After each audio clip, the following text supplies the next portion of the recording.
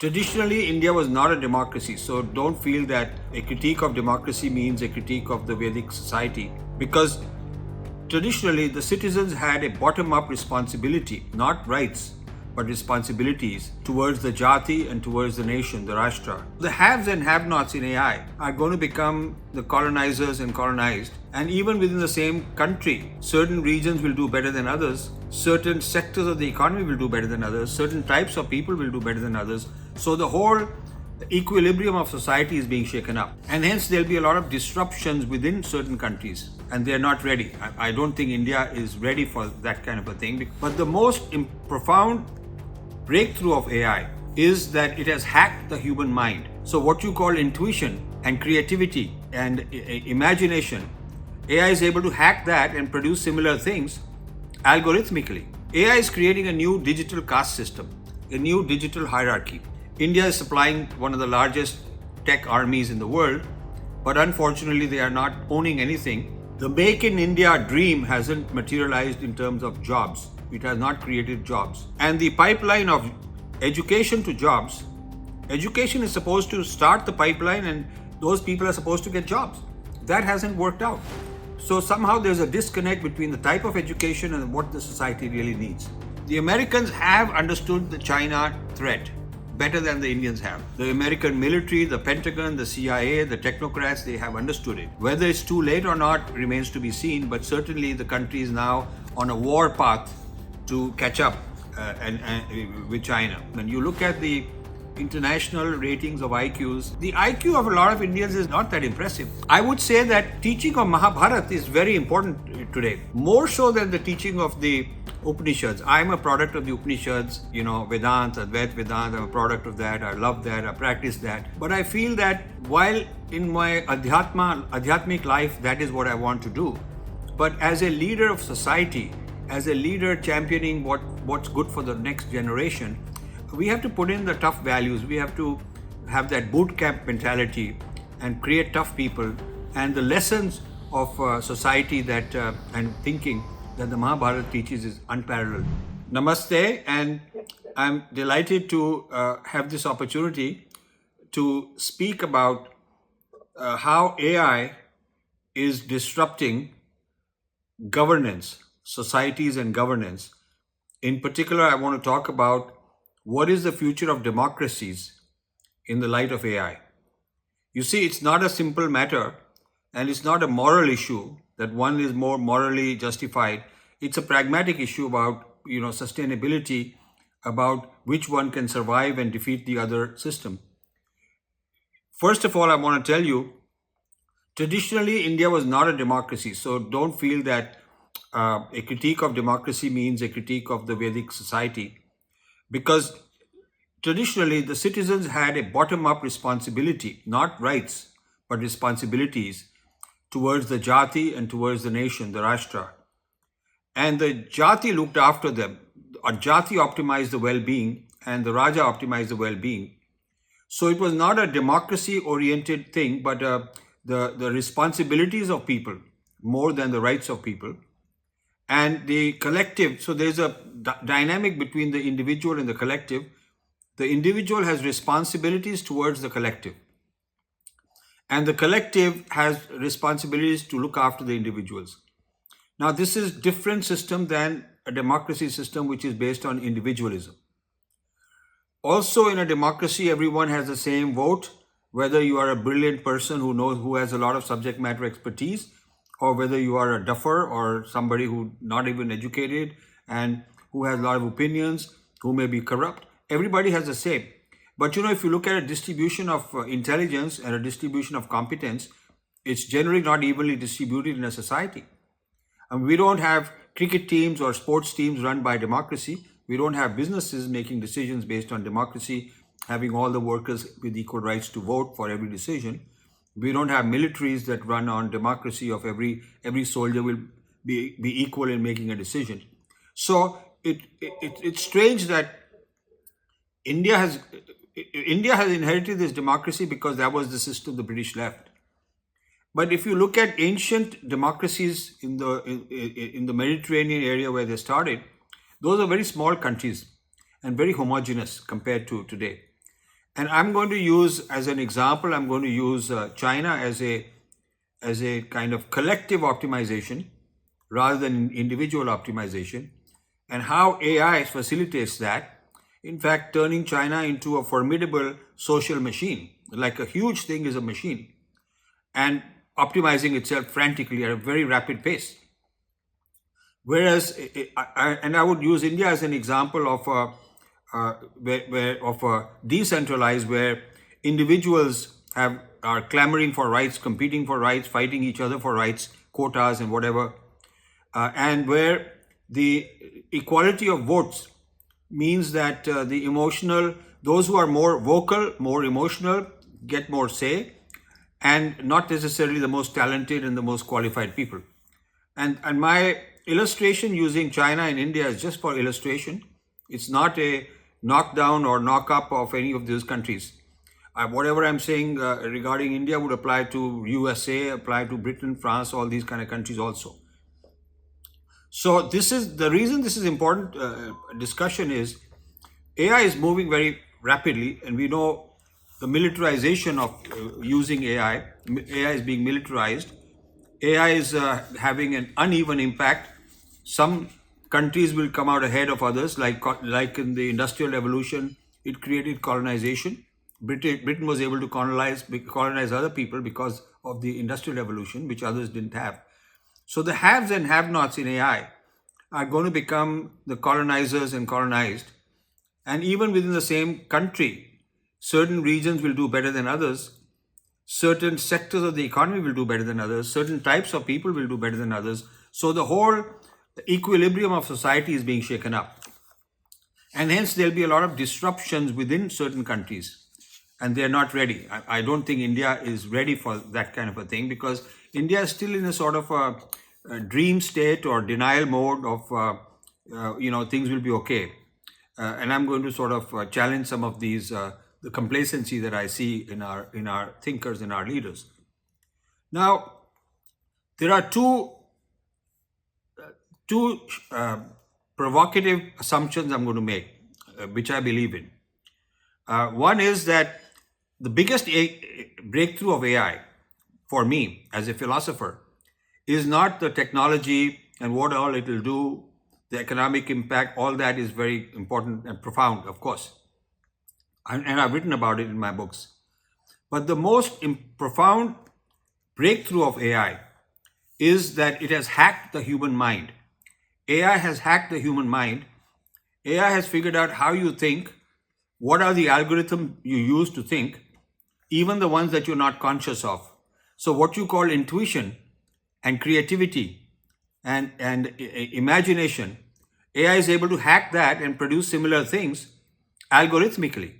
So if you are doing something you consider very creative, maybe writing a song or composing music or whatever, something very original and very creative, but an algorithm is able to replicate that, then it means actually what you are doing, your mind is working algorithmically. You are not aware of the algorithm, so you think it must be intuition and it must be something inspired. But an algorithm is able to produce the same thing without any intuition, inspiration, just algorithmically. And AI is nothing but algorithms that keep learning. So the first shock that AI has delivered is that it is able to hack the so-called creative mind, intuitive mind, imaginative mind. It is not beyond the AI's reach to be able to replicate that. Being unconscious, AI is not conscious, but being unconscious, purely mechanical, able to replicate and in some ways exceed what a conscious creative person does is actually quite a shocking thing that we have to really come to terms with. The second important provocation is that AI is creating a new digital caste system, a new digital hierarchy. Right at the top are a few people who own these algorithms, the large language models. This is a job of billionaires. To be in the game is not a matter of 100 million, 500 million, even $1 billion. The amount it takes to train these models and the amount of hardware you need, the amount of processing powers, the GPUs you need is so staggering that only the largest of the largest companies in the world are able to afford that, and they're in a race with each other.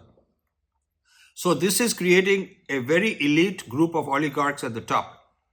The next level are people who are knowledgeable, they're AI engineers, they are workers, they'll be looked after, but they're not the owners. India is supplying one of the largest tech armies in the world, but unfortunately they are not owning anything, and this is not Indian IP. This is American IP or IP of whoever is the client hiring these people. You'll be surprised to know that most patents in this area filed within India are filed by American companies, and they own the intellectual property. So when they tell you that India has filed this many patents, you should ask, but who owns those patents? Which company filed them and who is the owner? And you'll find that invariably it's not an Indian company. So India's share of international patents is very low, and even the ones that are filed in India, only a tiny portion are filed in the name of Indian entities. So India's share of technology ownership is very low, which would put India at the top tier. But in the second tier are workers, people who are, actually doing the labor, the work for the owners. And India has a large number of people in that area. The third tier of humanity, as I see it, I call them, digital Shudras. They'll be people who are basically without the skills, without the ability to climb up the ladder. They are neither the owners at the top nor the technocrats in the middle, but they are the regular rank and file Shudras. And even worse off than that are people who will be the outcasts. They are the surplus people, the humanity nobody wants. There's no need for those people. The world does not, in an AI automated world, you don't need 8 billion people. You need a very small fraction of that to do everything. You can run the farms, you can run the factories, you can do whatever. So there is also the potential of depopulation. How it will be done, who will do it, those are scary thoughts, but we have to come to terms with that. And India, with such a large population, and the bottom 4 or 500 million not able to sustain themselves without government subsidies. The government does a very good job of giving them free housing and free gas and education and medical and whatnot. By subsidizing, India is able to look after the bottom 500, 400, 500 million people who would not be able to make ends meet, who would not be able to even survive without subsidies. On the one hand, it's a great accomplishment of the government that it does that, and I'm very glad they do that. But on the other hand, it's a shame that they have to do it, that these people are not able to look after themselves, they're not able to fend for themselves. The economy doesn't create that many jobs, that many opportunities. And this is true of even graduates, college graduates, they're not getting jobs. And the whole economy is service oriented. But when we say service, it's not like they are all tech workers. A few of them are, but many of them are just, supplying food or delivery people or driving cars, taxis or whatever.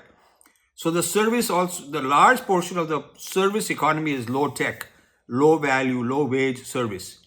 The per capita income is low for these people. And the large GDP growth rate we've achieved, which is good, is top heavy, concentrated with a few very rich people, and also capital intensive industries. The Make in India dream hasn't materialized in terms of jobs. It has not created jobs. And the pipeline of education to jobs, education is supposed to start the pipeline and those people are supposed to get jobs. That hasn't worked out. So somehow there's a disconnect between the type of education and what the society really needs. And that's a failure of the education system. Now, the reason I'm telling you all this is that it is important that Indian thinkers, and you people are all thinkers, current thinkers, future thinkers, you have to take stock of things the way they are. I mean, we are a proud yogic society, and a yogi is not an emotionally disturbed person and pandering to emotions and feelings. He's a very relaxed, calm, with detached objectivity, able to examine reality as it is. That is the sign of being a yogi.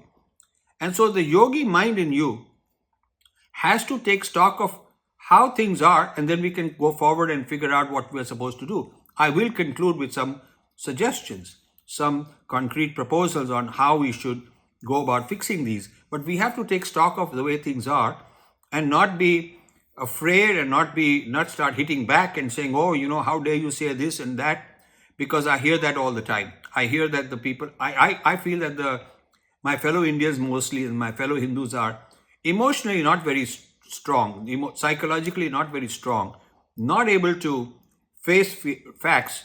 They want to feel good, and they want you to deliver to them what will make them feel good rather than provoke them into good thinking, good actions, strategies, hard work. Rather than taking a challenge, and going after it, they'd rather be told everything is great, we are great, but actually we have issues that we need to face. So that's what I'm focusing on. China has gone ahead of every country with the exception of USA in some areas, and gone ahead of USA also in some areas when it comes to AI, quantum computing, drones, nanotechnology, solar, a whole lot of these cutting edge technologies, they've really gone ahead. And this has happened in 20 years because while India was milking this outsourcing and making a few billionaires very rich, and of course, it is good we created a middle class out of it. China was also selling its cheap labor to American companies, but in a different way. They were reinvesting the money, they were reinvesting the profits, not in fancy bungalows and private jets and all those kind of things and Swiss bank accounts like the Indian billionaires did. They were reinvesting in creating R&D. They reinvested in a huge amount of R&D. The R&D budget for China in the last 20 years has been absolutely amazing. And they picked 10 or 12 major technologies which they felt will be a good bet for the future. And in all of those 10 or 12 top technologies which are shaping the world, in almost all of them, they are number one or number two. And India is not there. So we started the same way. We started leveraging our cheap labor, exporting cheap labor, but we cashed the money and made good stock market returns for big companies. A few of families became very rich, and we are glamorizing these people as if they are big icons and deities, when actually they have milked the country, taken a lot of money. Renting the brains of Indians was not a smart thing. Renting out the Indian brains to foreigners to make money out of that was not a wise thing. It would have been better to take a large part of that profit, hire the Indian brains to create technology, to create R&D, have our own IP. And we don't do that. We didn't create an operating system. We didn't create any search engines. We didn't create any large language models. I mean, you name it, the whole stack of technology we are having to license from here and there. And the philosophy is it's all open source, so somebody is doing it to us as a favor. Nobody does anything as a favor. I mean, they're making you dependent. Okay, so WhatsApp is free, but you are giving them your data, and they're learning from your data. They're learning all sorts of things and learning how to exploit you and how to control you. But you think you're getting everything for free. Google is free, all of that is free. So India feels that, we are getting all these freebies and we don't need to, we are lazy people, we are tamasic people. Why should we work hard and create any of that when we can get it free? But have you ever thought that these so-called providers of free things are the richest people in the world? I mean, it's the Zuckerberg giving free stuff that is one of the richest guys. It is all these people. You look at the people who are the top tech people, individuals and also companies, and their products are free. So obviously you can't just look at it this way and say, okay, whatever is open source and free, I just live off of that. Plus these things can be denied in sanctions. And when there was a US fight with the Huawei, the Chinese company, the US immediately put an embargo on the export of software technology, so they could not use Android, and their entire hardware was Android dependent. But they were so smart, they already had an operating system in the background and they put that out. So they no longer depend on Android. But what would happen to the Indian market if such things were denied one day? So this business of being addicted to foreign freebies is a kind of dependence on aid. Foreign aid at one point India was dependent on. This is a new kind of variation of that. India was supposed to be the software superpower. And we were told that we have this English advantage the Chinese don't have, and we are more creative because we have more freedom. They won't never catch up on software. They can do hardware, but software requires imagination and creativity. Well, AI is software. So why is it that India doesn't have its own AI? Why is it that we are importing AI and we lag behind the AI race? You see, when China was manufacturing, when China is manufacturing, was and is manufacturing high-tech equipment, they reverse engineer, learn how it's done. Okay, besides just manufacturing, they put a lot of engineers to keep figuring out how it's done, and then they learn how to do it even better. India could have done that with all the technologies, all the things that Microsoft is doing in India and all kind of people are doing in India. India could have developed its own competitive alternatives, but never did. Indians run the back office of banks, American banks, but didn't produce any big banking products. Back offices of R&D in pharma. We could have produced our own R&D original pharma. But you see, we are happy with very little. The expectation and the aspiration has not been high enough to go and compete, except a few people who go to the West and live in Silicon Valley or somewhere and do exceedingly well. But the average Indian is very content being an employee, just 9 to 5, come home after work and relax, watch TV and have some fun. And he's not driven as like an entrepreneur is supposed to be driven. This is kind of the kind of the population of educated people that we have developed. So it's disappointing that the Chinese went ahead of the Indians in the software. It's not old mainframe software maintenance which Indians are still doing. Today it's all about these AI kind of things. And we have very highly qualified people, but they are employees. They're employees of some foreign company. And that disturbs me, and I've talked about it for a very long time. And many people in India are very upset at me, and they don't like this kind of criticism because they made their money in arbitrage, wage arbitrage, hiring somebody for $10,000 a year and renting him out for 30, 40,000, making a cool profit, which is not good for the country because they did not reinvest that money in R&D. But they don't like this to be called, and the ministries are also promoting that. Niti Aayog, that is their whole framework of development of technology, is wage arbitrage. So India is a kind of what I'm looking at is what's the effect of AI on societies, the kind of society that India is, and the kind of society that China is. China is a sort of top-down managed, like a social machine, very algorithmic. It's an algorithmic society, probably the largest algorithmic nation state that ever existed.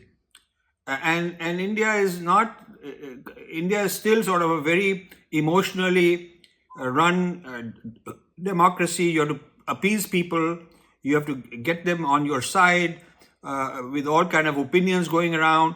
There is no the Niti Aayog is very weak in terms of its impact and influence over running the country. So there are so many issues like that these are the things I'm concerned about. So I feel that the democracy stack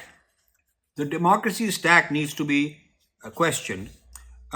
It's training the societal neural network to optimize populism and rights, not pragmatic success and responsibilities. You cannot in a democracy demand responsibilities. Nobody will vote for you. You see, you have to just go on promising them things. And so is that viable across the world? I've just happened to know India, but I would say the same doubt and same issues also apply to the United States. It's just a far richer, bigger, more robust country, so you don't feel it that way. But in the long run, how viable is this kind of a society where you have to pander? There's woke culture, you have to pander to all sorts of people. In many ways, Trump is right. He has to clamp down on this, but he's not going about doing it in a way that's probably going to succeed. So long term, what will happen is we'll have a pendulum going this way, then that way, then this way. And meanwhile, China is moving ahead faster at a more scary pace than most Indians are willing to acknowledge. The Americans have understood the China threat. better than the Indians have. The American military, the Pentagon, the CIA, the technocrats, they have understood it. Whether it's too late or not remains to be seen, but certainly the country is now on a war path to catch up with China, because not only is it an economic, AI-driven economy, really optimized like crazy, all the manufacturing really optimized like one big factory with a million little factories are all over.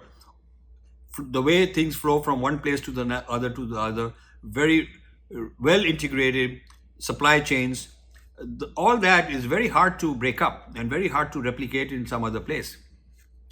So the democracy stack has that kind of an issue, and also the India has not invested in IQ development. You look at the international ratings of IQs, which people do. I don't know how reliable they are, but that's what's available. The IQ of a lot of Indians is not that important, not that impressive. On the one hand, you have the world chess champion, you have All these brilliant people in Silicon Valley running country. on the one hand you have that. On the other hand, you don't have the average person, able to make their ends meet. In fact, so I have a lot of analysis and about the youth going into these influencer jobs. Looking at Instagram and entertainment, and that's what they're aspiring rather than aspiring with math scores or engineering scores. Many of the engineers are not able to work, are not employable. So this kind of a nation, this kind of a society that you're building with such a huge population of young people, where will they go? Where will they work? What will happen? These are things that policymakers have to think about. Now, given my time is running out, I want to jump ahead and give you some thoughts that I wish there were more time, we could explore them, on what are some suggestions. What do we do? How do we course correct? Because India is a great country, India is a great civilization. The people here, the people in India they're worthy human beings, they're good human beings, they deserve success. And we've been colonized for so long, and we don't want to slip back into something like that. So what do we do? Well, first of all, I think the first thing I would do is I would hold the billionaires accountable, because they have not invested in these sort of things. On the other hand, they've invested in Harvard and all these kind of putting their name on some building and getting into these humanities and social sciences, which are anti-India, anti-dharma. I've written a lot about that. Mahindra has done it, Reliance, the Ambanis have done it, Tatas have done it, Mittal has done it, Bajaj has done it. They're all doing these things. And there doesn't seem to be the ability on the part of the government or any other authority to take them up on it. And I don't know why the common public doesn't demand that they should at least come out of their cocoon and address this issue. And let's have an honest debate and let's hear what they have to say. Why are they investing in this woke-based education and woke-based think tanks just to have some prestige on their name, when it's not really doing any good, and not investing in the sort of deep technology that we need? That I think that one area that has a lot of potential, if we could change, is the industrialists of India. They have a lot of clout, they're very smart people, but if we could just orient them towards what I'm saying, then it could probably be very good. The second group are the gurus. Gurus have enormous clout, and I'm very fond of the gurus. I'm very close to many of the gurus there. But I feel that they have not taught beyond the particular sampradaya teaching, which is very sort of specific to certain rituals, certain yogas, meditations. They have the responsibility of turning out citizens who are emotionally and intellectually and psychologically robust, tough. And that is part of being a guru. You look at Dronacharya as a guru in the Mahabharata. It's a very different, tough guy. It's not like pampering these people. Even the king's son, he tells him, okay, if you don't want to do all this, you can't put up with this, then get lost. We don't have that kind of a toughness posture from our gurus that we need. For today, we need that. So I would say that's another area of high potential. I would say the RSS is a major organization. It's a Wonderful organization. It's an organization I've become very fond of over the years. I wasn't long back, but it can do a lot more. It can reinvent itself and get involved in these sort of uh, very new and very important crises that we are facing, because it has so much reach and it has so much ability, so much manpower at its disposal. But it needs to play a leadership role beyond, this is the traditional thing, this is what we do, and beyond that we don't get involved. I mean, that's what I keep hearing when I talk to them. But they are good people, they mean well. I just think that they are underutilized by our country. Now, I have a whole list of things. Another one is the Constitution. The Constitution was written, 75% of the Constitution is what the British wrote. British. In the 1930s, they wrote a document to rule India, and there was a British document, lot of it based on Christian ideas, and most of the Indian Constitution is borrowed from there. There's a M.R. Venkatesh, attorney in Bangalore. He works with me. I've written a foreword to his book. We've become friends. He's writing a book on a critique of the Indian Constitution, that it's a Christian constitution in a Hindu nation. That's what he calls it. And this is something that with the absolute majority that the Indian government has, they can make some sweeping changes, and they need to do that. I would say that the teaching of Mahabharata is very important today. Teaching of Mahabharata, more so than the teaching of the Upanishads. I'm a product of the Upanishads, Vedanta, Advaita Vedanta. I'm a product of that. I love that. I practice that. But I feel that while in my adhyatmic life, that is what I want to do. But as a leader of society, as a leader championing what's good for the next generation, we have to put in the tough values. We have to have that boot camp mentality and create tough people. And the lessons of society that and thinking that the Mahabharata teaches is unparalleled. It's an amazing political science doctrine that or manuscript that we Shastra that we should popularize. I will stop here because I have a lot to say, as you can tell, but maybe I can take a few questions and take it from there. And thank you so much for listening. Namaste.